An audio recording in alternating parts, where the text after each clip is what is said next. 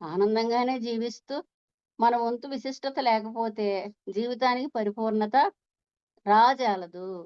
మనం ఆనందంగానే జీవిస్తూ ఉంటాం. ఉన్నా సరే మన వంతు విశిష్టత ఉండాలి మనకు. మనకంటూ ఒక ప్రత్యేకత, ఒక విశిష్టత ఉండాలి.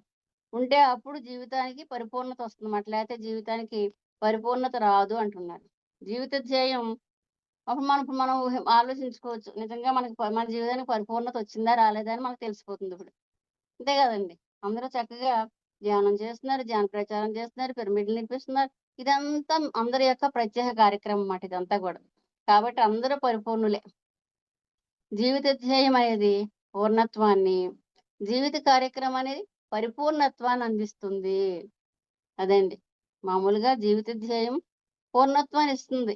మనం మామూలుగా మనం జీవితంలో మనం ఆధ్యాత్మికంగా జీవించడం అనేది పూర్ణత్వాన్ని ఇస్తుంది. అలా కాకుండా ఈ జీవిత కార్యక్రమం పరిపూర్ణత్వాన్ని ఇస్తుందన్నమాట.